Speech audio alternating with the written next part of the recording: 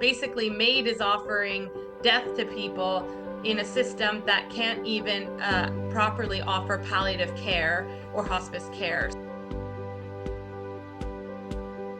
Hello, friends. Welcome to Galcom's Mission Compass, your guide to the Great Commission. I'm Ron Harris.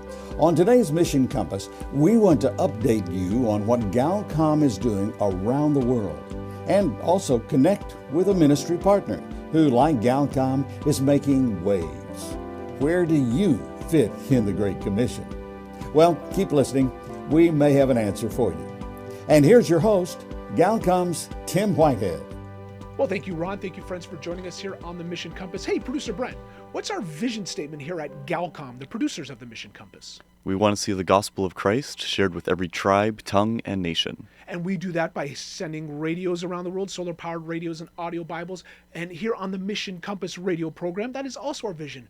But we want you to get involved, all sorts of different ways to share the good news of Jesus Christ. So who's our guest today? Elea Hofman from Halton Alive. And without further ado, we're going to start our program with Bonnie Sala with this week's Reset Devotional. Has God called you to do something for Him? If you're a parent, an employee, or a spouse, the answer is yes. I'm Bonnie Sala with Reset. While we'd all like to do something spectacular in life, it can be God's everyday call that seems the hardest. Parenting in today's world, working under that boss, continuing in a difficult marriage. No doubt you've had days when you thought, this is too hard, I can't do this. That's what life seemed like to the Jewish people around 500 years before Jesus. Carried into captivity by their enemies, they had begun to return to Jerusalem. They were working to rebuild their temple and their lives, but things weren't going well. It sure didn't seem like they had what it was going to take to make recovery happen. God encouraged them, saying, "It is not by force nor by strength, but by my Spirit that the work I have for you will be accomplished." In the same way, the Apostle Paul explained, "For it is God who works in you, both to will and work for His good pleasure." If you're overwhelmed, here's a reminder. We're not fueled by strength, skill, or striving, but by the Spirit of God, writes Ruth Cho Simons. When what you are called to feels too hard, too big, too impossible, do the work with diligence and trust God with the results. Not all of us can do great things, Mother Teresa would say, but we can do small things with great love. Follower of Jesus, God's Spirit enables His call. Start small, but start again. I'm Bonnie Sala with Reset. To hear this again, read or share this, or to find more resources like this, visit guidelines.org. Well, friends, every month for about the last 2 years, we've been visited by Stan Jeter, founder, president of GNA News, sharing stories from around the world, what God is doing, and giving us tips on how we can use our cell phones to be sharing God's story, to be cell phone reporters. But over the last couple of months, he keeps on saying, "Oh, you got to get Sam Ebersole, our director of training, on here because he's the guy. Get more people trained, more people telling God's story." So finally, we made the connection. Dr. Sam, great to have you here on the Mission Compass. Thank you, Tim. It's great to be here. I appreciate the fact that you include us in your outreaches every month. So I'm happy to be here for Stan. Well, you guys have the stories, and I'm just excited to see what God's doing. So much, if you watch the news here in North America, you're not seeing what God's doing around the world. It's Trump 24/7, really, is all it is. So it's good to get some better news. So what have you got for us today? I know a couple months ago, I think Stan actually shared a story that you went out and got. Do you have something from you again? Or Actually, I do have one that's also one that I had. And it's interesting because I was going out with a church group to help build a church in Zambia, Africa. And I thought, well, hey, look, there's probably a story here as well. So I took my gear along with me and met up with a colleague from Africa who lives in Zimbabwe. And we shot and edited a piece, and it was on the GNA News Service just a couple of weeks ago. So I'm going to share that story with you. Let's go. Let it roll. Outside of Lusaka, Zambia, Assembly of God missionaries Tony and Carrie Ballard are hosting a team from Pueblo, Colorado. The team is here to build a tabernacle, a simple steel structure that will become the new home for a small but growing church plant. So as we work to partner to build the physical church, we are building the body of Christ. Lord, we thank you for what you do when you bring your people together. Amen. Africa Tabernacle Evangelism, or ATE, partners with local believers to provide places of worship. So it's the morning of the day one. Everything is going great. We are on our fourth section of the tabernacle. We're just kind of putting it into place. Pastor Richie Perko is leading the Colorado team as they work side by side with local believers. A tabernacle to start to look like the church here, so we're excited about that. Then once in a while, like in this case, we have a team from Colorado coming in to help. And this is what makes it exciting, because people can send their resources, but once they come on the ground, the synergy of the partnership makes a lot of difference. To be able to do it with people from Africa and just be alongside, shoulder to shoulder, learning from them, it's been exciting for me. When we're in Christ, it brings a spirit of unity, whether we've known each other for years or we just met each other yesterday. Well, when I walked into their old church building, it's just a testimony to me, actually, that God will meet us anywhere. You know, God is everywhere, and He is faithful to us regardless where we meet. We have these beautiful buildings, these grand cathedrals. These people had nothing, dirt floors. They were sitting on logs and cinder blocks, and they just worshiped with the joyfulness. But with them having a new church building and the big tabernacle, it will help them more to reach their community, and more people will actually come. I think she's happy. She's happy because the place is big. And she's expecting a lot of people to join because of the new building. So Africa Tabernacle Evangelism was developed to be a roof-first system, all steel components, where we could keep all the buildings uniform and have a design that works well. It's very strong, very secure, very safe. And then turning it over as a partnership to local churches to finish out what they already know how to do well. Oh, okay. Did it work? Yes. Yay! So when we go on tab builds, the women, they always come together, and they'll bring all the food, and they'll bring the pots and everything they need to prepare the meal from their homes. And then they make a makeshift kitchen right there at the tab build. And they prepare the meal for us, and then we all enjoy it.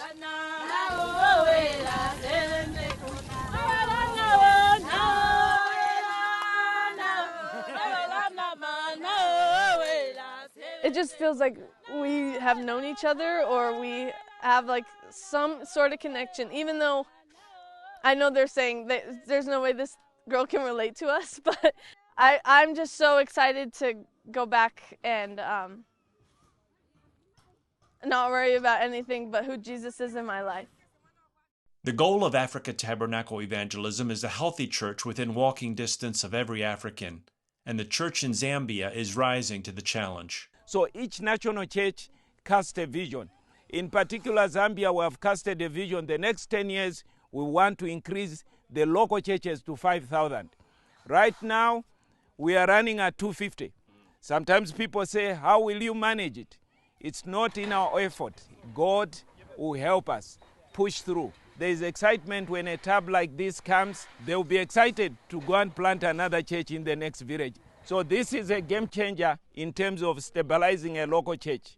When the church that has enabled them to get their church actually comes and stands on the same ground with them, works together with them as a true team, and really feels that sense of partnership, that sense of community, and it almost seems like it gives a sense of worth to the project, because you've taken it so serious that not only have you funded it, but you've been willing to come and take part in it as well. With photojournalist Joshua Kamunda, I'm Sam Ebersole reporting for Global News Alliance in Zambia. Hey, fantastic, Sam. Friends, if you want to see that tabernacle being erected, go to gna.news, and you can search right there for the ATE, Africa Tabernacle Evangelism Report. Wow. All right. Now, as we normally do, we want to be able to learn how to tell the story. So, Sam, do you have a tip for us back here in North America? I know a lot of us, maybe we'll go on one of those mission trips, put up a tabernacle, we'll do our own recording of it. But for anybody, a tip for us today on how to share God's story. So, one thing that we're doing at GNA is we're trying to build a resource on our YouTube channel, and that YouTube channel is GNA Academy. And we're putting video training clips up there, but we're also putting up their interviews with working journalists. And you may have heard at the end of that piece that I was there with a journalist from the country of Zimbabwe. His name is Joshua Kamunda. And I first met him a couple of years ago in Ethiopia when Stan and I were there doing some training. But he is a very accomplished reporter, journalist, media specialist. And he joined me in Zambia to put that piece together. But then I sat down and did a half-hour interview with him. And he talked about some of the challenges that are encountered by people who are working in a individualistic society trying to report in a collectivist society, or vice versa, and the challenges of navigating what can be a pretty different worldview and perspective that if you're not comfortable there, you might step on some toes or just make some serious errors in your reporting. So it's always good to have that perspective of what your local culture is working under.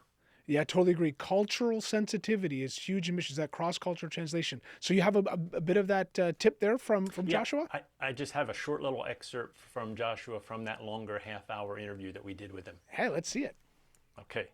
When we are very much getting into communities to record news that is non-political in the sense of the world, there are a number of things that are around the people that we're telling stories of that are very political. Right. For example, you're getting into a village where people do not have water, and the Christian organization has come in to drill a well that provides water. That becomes political already, because water is a political resource within that community. So God has provided a water well through Christians, but it is the role of the government to make sure that every settlement has water. And so when you're telling the story of how God in his providence has provided for something, and by so doing, you're also inversely showing that there's someone somewhere who's not been able to do it. So that becomes political. So it is important for individuals to find men of peace or gatekeepers that are willing to open that gate for you, usher you into the community, and help you to do that. Great advice there from Joshua. Yeah, that's why at Galcom we like to do everything in partnership. The local pastor knows the context, the culture, the language. He knows it best. We're here to serve them. And I think if you take that view as journalism, friends, if you do ever go on a missions trip and you want to take your cell phone and do all the practical things that we've been learning from Stan over the years, how to hold your camera, how to make the thing, that little cultural tip is really important, Sam. Appreciate it. And you're saying that we can now, this is, I guess, why Stan wanted you on, to introduce the GNA Academy on YouTube. So do I need to subscribe to this? Can I just go and start watching all these videos? No, we're putting a lot of content on YouTube, and that is all free. Wow. So everyone is free to access that. There might be some content moving into the future that we host that is not accessible through YouTube that we're going to host through. We're creating a Zoho Learn curriculum, an online learning platform for people who are serious about developing their journalistic skills. So whether they live in the developing world or in the Western world, wherever they live, if they want to become a trained journalist, we're going to provide an entire curriculum, and we'll be using these interviews that we're doing with working journalists, Christian journalists, to help them learn how to do the craft of journalism. So we're really excited about that. Excellent. Friends, GNA.news. Visit today. Get encouraged by the stories that have been posted and learn how to tell God's story yourself. Sam, God bless you. Great to have you with us. Thank you so much. It's a pleasure to be here. Well, friends, several months ago, I met, and hopefully a new friend, Elea Hofman. She's the executive director of Halton Alive. And just getting to know what her ministry was all about, I just wanted to share with everybody. So several months ago, we had her here on the Mission Compass. And she told us about a conference that her organization was holding at the end of March. And I thought, timely to get her back on, remind us all about it, get us equipped and understanding about the value of human life. Elea, so great to have you back on the program. Thank you so much for having me here today. So, Elea, for those that haven't heard the interview, or friends, I encourage you to visit our website, go on our podcast, go back to that interview back 6-8 months ago with Elea. Tell us a little bit about Halton Alive. Yeah, so Halton Alive is a local pro-life charity here in Southern Ontario. And we pretty much have two key objectives. One is to educate the community on life issues spanning from beginning of life around unplanned pregnancy and abortion and those sorts of issues, carrying all the way through to end of life and addressing the issues that surround that, and also medical assistance in dying, which we are facing increasingly here in Canada, and really to equip people with not only the education, but the resources so that they can be positive ambassadors in their families, their communities, those conversations you end up having at work or around the table or at church. And then secondly, to then live out those pro-life values in a positive way. And so we create opportunities that allow people to take tangible action in their community. And I think we talked a bit about that with our Inspire Hope program last time I was on. And that's really, friends, Mission Compass is not a political program.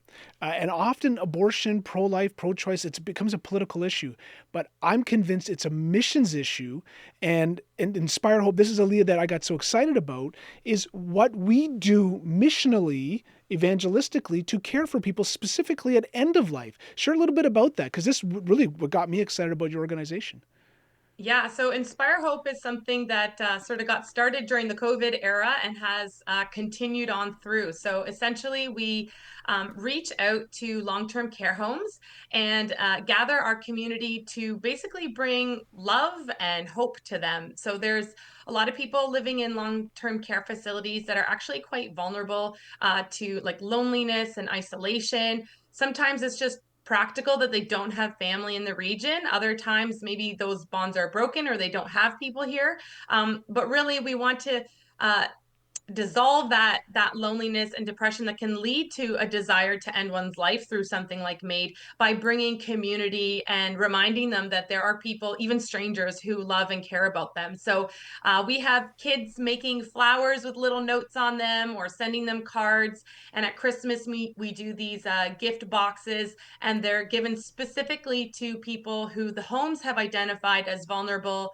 We are able to visit with them. And it's been really interesting because one of the great outcomes of this is to start to bridge that gap between generations and create those connections between all ages, really, especially the young ones who, we get to have conversations about why are we doing this? Why do we care about the elderly, even elderly you don't know?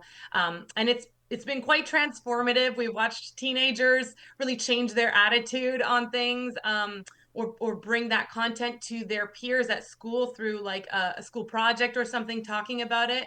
And we've seen whole schools and churches get involved in this program, and just such a great like response from all long-term care homes, including government run, where they're actually having an organization with pro-life values come in and do something positive. So it's been really cool just to sort of break through some of the barriers that exist to bring that kind of community to the elderly. I love it. Love it that it's a missional thing. It's an act of love and community, because these issues MAID here in Canada, medical assistance in dying, abortion, it's so politicized. You hear little talking points, and it's dehumanized and it's political. So this is why I think the Life Talks conference is so important, and why we want to encourage people to go if they can, if they're in the area, or access the information later on. So tell us about Life Talks. So Life Talks, we started in 2019, and it is a full-day conference featuring primarily Canadian speakers. Actually, for the first time, we have one American speaker this year, but we really focus on local Canadian speakers who can speak professionally to the issues that are facing our country and our geographical region. So we are able in this conference to target a whole bunch of issues, from the issues around abortion and medical assistance in dying, and then we're actually able to talk about issues in between as well. So it's really this full day of just learning, networking, being inspired, and we actually invite other pro-life related organizations to come and have a booth. So you can really find the niche of where maybe you want to get involved. the conference tends to be sort of a launch point for people to say, wow, like I didn't realize what was really going on in my own community. What can I do? Right? It always spurs you to want to take action. And so whether it's volunteering with Halton Alive, or maybe you have a passion in another area, maybe a maternity home, pregnancy care center, maybe it is politics, maybe it is some other type of activism. We bring in all sorts of different organizations that you can kind of check out and learn more about that way as well.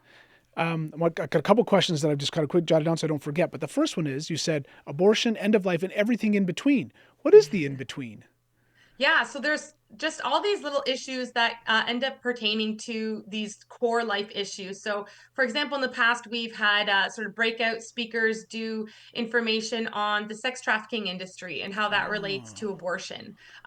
This year, for example, we're having someone come and do a breakout session talking about the role of grandparents and the role that they can have. Sometimes kids don't want to go to their parents with some of the tough stuff, and so what does it look like to be a grandparent that can help raise these grandkids. Oftentimes they're also babysitting, and be there for them and be knowledgeable about life issues, and sort of invest in them in that way. I've heard so many people at a certain age, they start to say, oh, I'm glad you're doing this pro-life work because like the youth don't want to hear from me. And it's just not true. There's a special place in our hearts for the elderly, I think, and you get a different vibe with them. And so we're going to have a speaker come and really encourage people in that way as well. So there's just all these like issues that show up in between the core big issues, and we can talk about those at the conference as well. But it's all about the value of life. God has created us, designed us special for relationship with Him, relationship with others,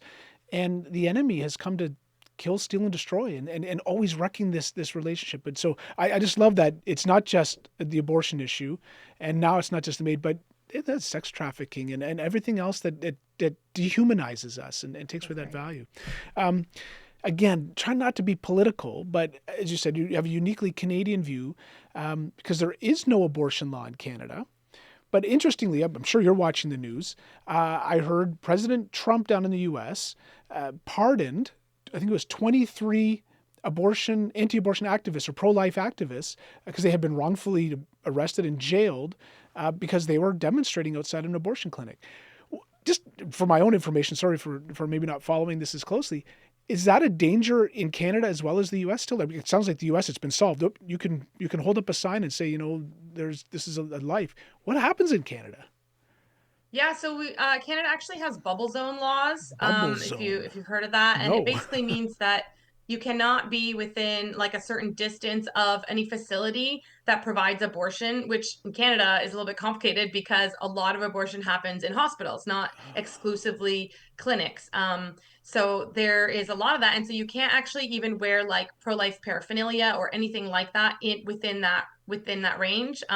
Does that mean that every single person who happens to walk by and says the word pro-life or has a t-shirt on will get nabbed? Not necessarily, but there is a legal mechanism for, like, say, hospitals or clinics to enforce that and call the cops on you and that kind of thing. So, you'll see organizations like 40 Days for Life who do prayer outside of places that do abortion.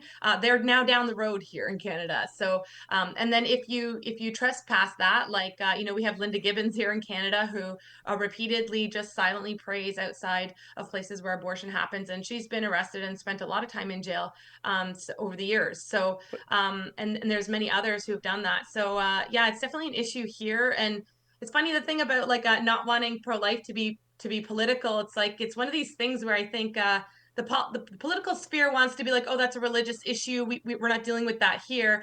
And then the church wants to say, well, that's a political issue, so we're not dealing with that here. And it gets lost in between. It's like, well, who does address this issue, right? And so ultimately it's both. President Trump right now is doing lots of things that are shifting the narrative around abortion, even like defunding it, releasing these people who were in jail, if you can imagine, for praying for the lives of women and unborn children. So, there's a lot of things that can happen politically because politics informs the culture and culture informs politics, right? So, it's like you can engage at both levels, and you don't have to get political in order to contribute to the movement, but you could, right? So I think it's important that we don't fear politics, but that we are just appropriate with whichever space we're in as to how we address these issues. Yeah, I agree. And I've said this whenever when we've had you on before, we've had other groups that help out with unplanned pregnancies and so on. I say, if you're going to take out a sign and march, then you better be able to be part of the solution and help. And that's what I really love about you guys at Halton Alive. You're there helping people, counseling people, meeting needs. And so I think that gives you the right to advocate. Yeah. Yeah. Now, you said Linda Gibbons was this lady. She was just silently praying and was arrested. I have to look her up. Yeah, you can look her up. She's kind of famous in Canada for doing this probably over the last like 50 years. She's been in and out of prison for praying outside of clinics and refusing to stop, essentially. So no sign, no T-shirt, no anything, just sitting there praying. Standing there praying, yep. And that happens in the US as well. It's not like a lot of people who will pray in these spaces, it's not a protest, right? They're genuinely praying. You can look at examples in the UK right now too, where you're not even allowed to silently pray in your head and standing outside of a clinic. And you can hop online and see videos of these interactions with cops where they're like, well, we think that this is what you're doing, and it's a whole court thing, and potentially jail and all this sort of thing. So it's not just here, it's not just in the US, it's all over. And it's a very contentious issue. In Canada, like, people like to say, well, that issue is settled, and it really isn't. There's a large cohort of people who are very uncomfortable with our lack of law on abortion. Most people think you actually can't get an abortion after 3 months, and it's not true. But Canadians don't even know this. So there's actually an absence of law on abortion, which means it's permissible to do and legal to do through all 9 months. That's terrifying. Terrifying. Yeah. So essentially it got decriminalized, and it was meant to be sent back to create a new law. And then they could never agree. And they just kind of like let that slide under the rug at the end of the day. And then now nobody wants to bring it up anymore. So Canada just doesn't have a law. And in the absence of law, you lack regulation, and you have nothing to push back on. And so this is the challenge in that political angle of wanting to get something on the books so we can actually have a conversation about what's happening in the country. And are you dealing with some of this at Life Talks?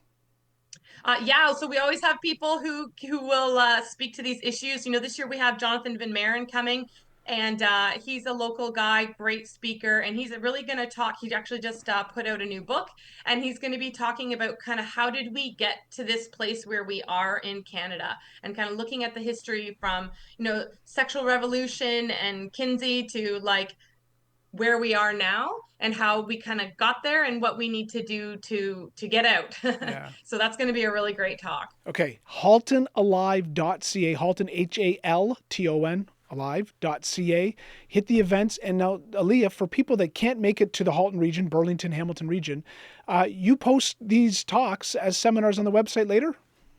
That's correct. So we typically post the recordings of the presentations, and then a couple of years ago, we actually started converting the presentations into turnkey seminar packages. So these are free to people to access. You just sort of have to like sign up to do it. And so we'll select some of the speaker presentations. We edit the recordings, and then you can literally press play and bring that content to your community with companion resources that help you facilitate discussion and offer like a notes package on the content of the video. So really, it's all done through email. You can contact us. We have a form there, or email us, and we'll set you up with that. And so then you can pick different topics. So right now we have one on medical assistance in dying, and really laying out sort of the argument around that and what the problems are with it.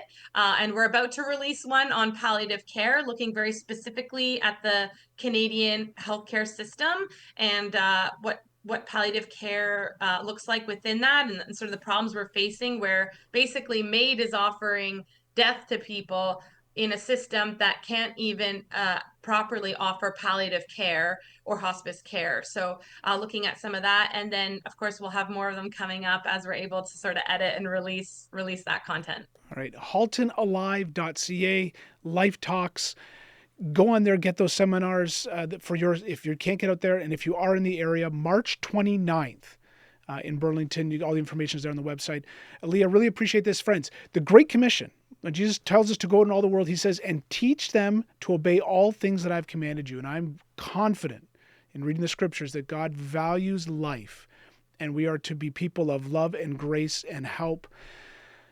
And this is, I think you're doing this with the hands and feet of Jesus here, Elea. So God bless you in your work, friends. Get involved now, get informed, and make this part of your mission. Elea, thank you so much for joining us here on the Mission Compass. Thank you so much, Tim. Well, friend, we're at the end of our program today, and you've been listening to Galcom's Mission Compass, your guide to the Great Commission. We really appreciate you joining us and would like to say thank you. Make a gift of any amount to Galcom and receive your copy of Tim Whitehead's new book, Love Personified, in which he explores how to love the people around you the way the great characters of the Bible did. Visit galcom.org and click Give. Fill in your contact info and we'll mail it out to you right away. If you enjoyed today's program, you can listen again at galcom.org or on your favorite streaming platform. Make sure to subscribe, follow, and to share. There are many ways to partner with us, and to find out more, visit our website at galcom.org. That's Galcom, spelled GALCOM.org. You can also follow us on Facebook, Instagram, LinkedIn, and YouTube. I'm Ron Harris. Thanks for joining us today on Mission Compass, a radio ministry of Galcom International.